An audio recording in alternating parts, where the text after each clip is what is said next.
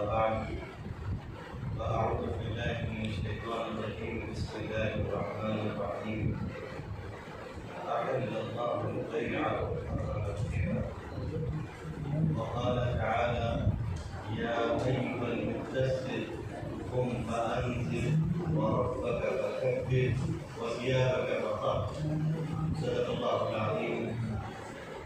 یہاں تشریف فرما شہر کے عقائدین اور آپ سبھی حاضرین، آپ دیر سے بہت اہم باتیں سن رہے ہیں. میں کوشش کروں گا کہ میں ان باتوں کو نہ دہراؤں جو آپ کے سامنے آ چکی ہیں. تجارت ایک مشن بن سکتی ہے، یہ ہم اور آپ نے سنا اور آپ اپنی آنکھوں سے دیکھ رہے ہیں. اللہ رب العزت نے تجارت کو حلال قرار دیا اور وہ طریقے جو انسانیت کا خون چوسنے والے ہیں ہمیں حرام قرار دیا. ایک ہی آیت کے دو ٹکڑے ہیں، احل اللہ البیع وحرم الربا. اللہ تعالیٰ نے تجارت کو حلال قرار دیا ہے اور سود کو حرام قرار دیا. سود انسانی معاشرے کی وہ بیماری ہے جو پوری انسانیت کو تباہ و برباد کر سکتی ہے. اللہ تعالیٰ نے اپنی بھیجی ہوئی شریعت میں سود کے لیے کوئی جگہ نہیں رکھی، اسی لیے کہ وہ انسانوں کو نقصان پہنچاتا ہے اور انسانوں کے لیے مضر ہے. شریعت اسلامی کو جتنا ہم نے پڑھا ہے اس کے بعد ہم بہت اطمینان اور اعتماد کے ساتھ یہ کہہ سکتے ہیں کہ شریعت اسلامی ایک انسان کو اس طرح سے لے کر چلتی ہے، کوئی دوسرا قانون، کوئی دوسرا مذہب اس طرح سے لے کر نہیں چلتا. شاید آپ میں اس بات کو خوش عقیدگی یا اپنے مذہب سے عقیدت سمجھیں، لیکن حقیقت میں ایسا نہیں. میں جو بات آپ سے کہہ رہا ہوں وہ آپ کی بصیرت ہے. اس کی وجہ آپ کبھی شریعت اسلامی کو پڑھیے. ایک مسئلہ ہے کہ کیا انسان مٹی کھا سکتا ہے. اسلامی ایک مسئلہ ہے کہ کیا انسان مٹی کھا سکتا ہے یا نہیں. تو ظاہر سی بات یہ ہے کہ یہاں قلت اور حرمت کا مسئلہ نہیں. مٹی پاک ہے اور پاک کرنے والی ہے.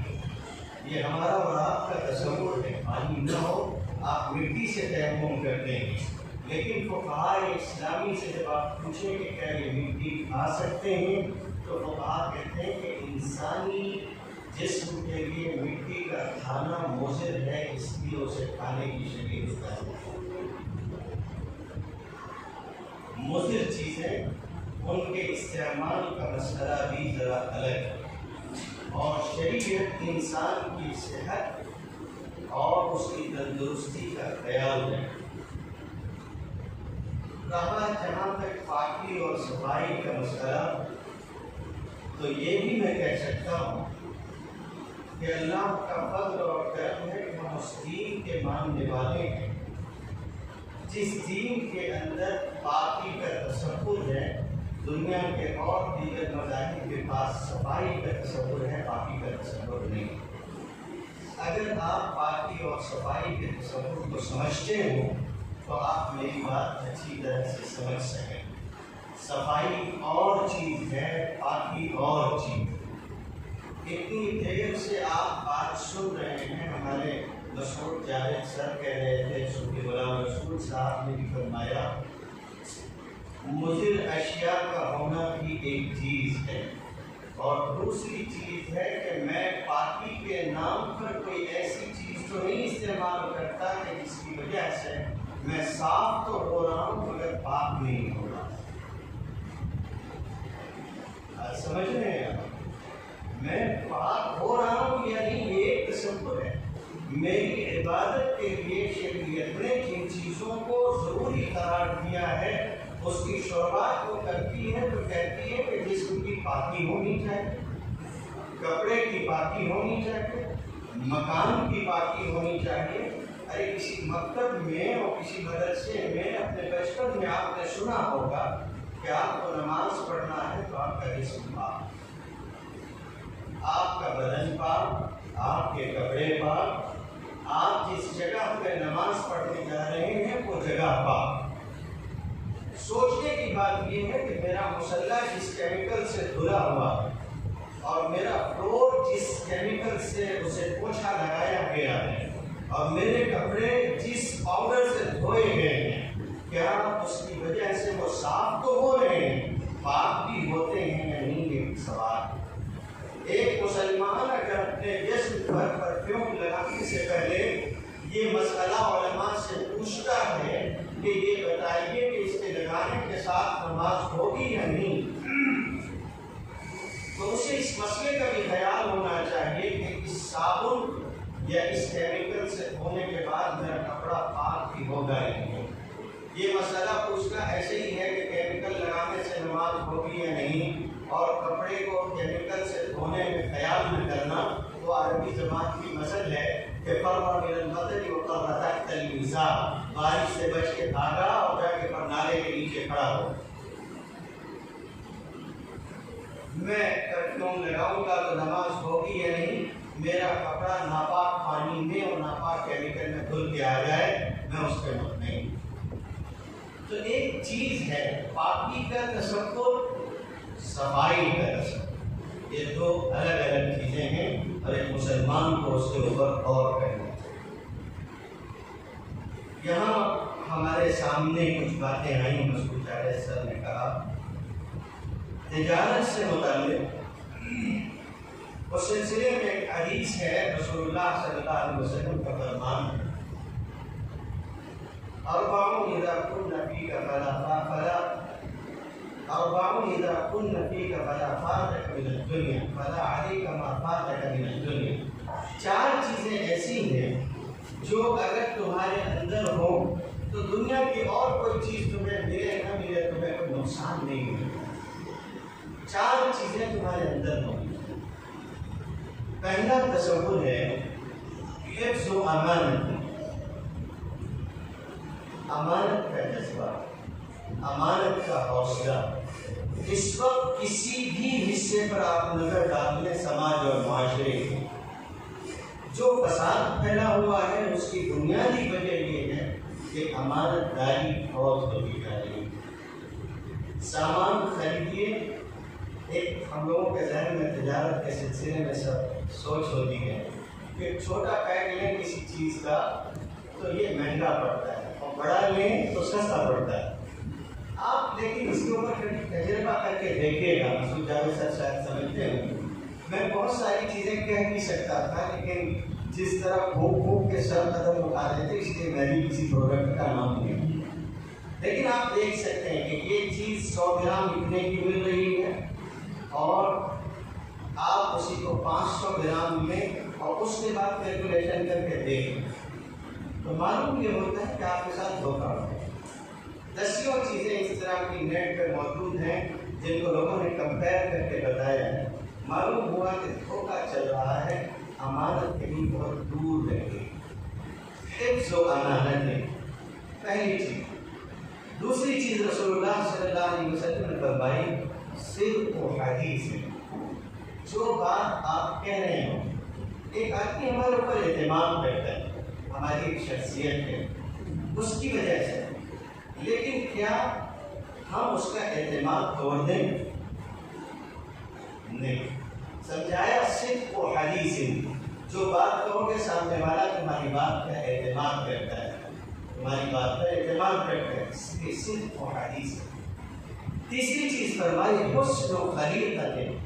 لوگوں کے ساتھ اچھائی سے پیش آنا، اور آخری چیز میں علت اور حرمت کا تصور کیا۔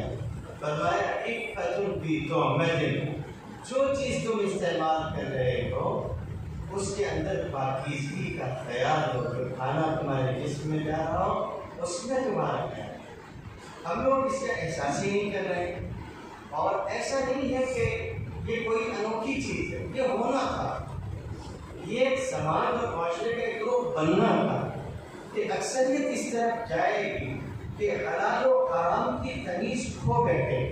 رسول اللہ صلی اللہ علیہ وسلم نے فرمایا تھا یأتی علی الناس زمان لا یبالی المرء ما اخذ من الحلال ام من الحرام، ایک زمانہ آئے گا کہ آدمی کسی بھی شے کو، روپیہ پیسہ ہو یا کوئی بھی چیز ہو، آدمی اس کو لیتے ہوئے یہ خیال نہیں کرے گا کہ وہ اسے کس راہ سے لے رہا ہے، یہ حلال ہے یا حرام ہے، اس کا تصور اس کے ذہن سے ہو سکتا ہے۔ حالانکہ یہ بنیاد ہے۔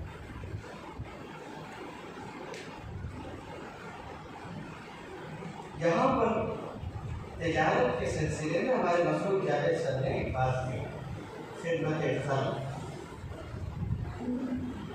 جن لوگوں نے جنید جمشید کا انٹرویو دیکھا ہوگا جس میں اس نے اپنے سنگر سے لوٹ کے آنے کی داستان بیان کی، اس کا یہ دور بہت چلا دنیا میں اور آج بھی چل رہا ہے، آپ سمجھتے ہیں اس کی تجارت چل رہی ہے، وہ اب اس دنیا میں نہیں ہے۔ اس نے تجارت شروع کی، پہلا قدم رکھا، پھر اپنے پارٹنر کو لے کر مفتی تقی عثمانی کے خدمت میں اور ان سے کہا کہ ہم دونوں مل کے ایک تجارت کرنا چاہتے ہیں، آپ کچھ باتیں اس میں ہمیں بتا دیں۔ تو مفتی تقی نے ان سے 3 باتیں کہی تھی، جس میں سے ایک بات یہ تھی کہ جو تجارت کرو گے اس کے ذریعے سے لوگوں کو نفع پہنچانے کی کوشش کرو۔ اسلام میں تجارت کا مطلب یہ نہیں ہوتا کہ میرا پیٹ بھر جائے، ہم کسی کی نیت پر بہت آسانی سے ہاتھ رکھ سکتے ہیں، حالانکہ ہمیں ایسا کرنے کا حق نہیں ہے، لیکن ہوتا یہ ہے کہ ہم کسی کے اوپر بہت آسانی سے ہاتھ رکھ دیتے ہیں۔ صفائی سے سمجھنا چاہیے کہ یہ کوئی پونجی اسکیم نہیں ہے کہ کوئی آپ کے پیسے لے کے بھاگ جائے گا۔ آپ ایک پروڈکٹ خریدو گے، ایک مرتبہ خریدو گے، اگر آپ کو بات سمجھ میں آئے گی تو ٹھیک ہے، نہیں سمجھ میں آئے گی آپ نہیں خریدو گے۔ عربی زبان میں کہتے ہیں تجربہ اکبر خبیر، کہ تجربہ سب سے بڑا گواہ ہوتا ہے اور سب سے بڑا خبر دینے والا ہوتا ہے۔ آپ ایک مرتبہ تجربہ کر کے دیکھیں۔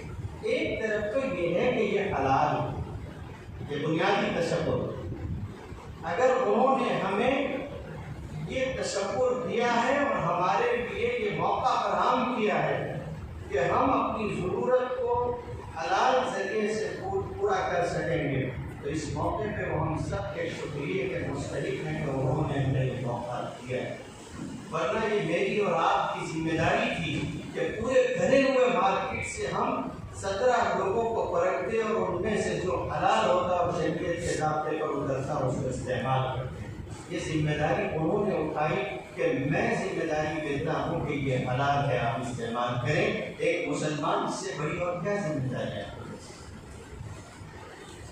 میں آپ کی عبادتوں کا ذمہ لینے کو تیار ہوں کہ یہ حلال ہے، اور سر سے کہتا ہوں کہ حالات آتے جاتے رہتے ہیں۔ قرآن کریم نے ایک اصول رکھا، فرمایا وَأَمَّا مَا يَنفَعُ النَّاسَ فَيَمْكُثُ فِي الْأَرْضِ، جو چیز لوگوں کو نفع پہنچانے والی ہوگی وہ زمین میں باقی رہے گی، یہ خدا کا اصول ہے۔ بہت ساری چیزیں وجود میں آتی ہیں، مٹتی ہیں، آتی ہیں، مٹتی ہیں، لیکن جو چیزیں لوگوں کو نفع پہنچانے والی ہوتی ہیں اللہ تعالیٰ اس کو باقی رکھتے ہیں۔ ہمارا دین یہ کہتا ہے کہ باقی آدھا دین کا حصہ ہے۔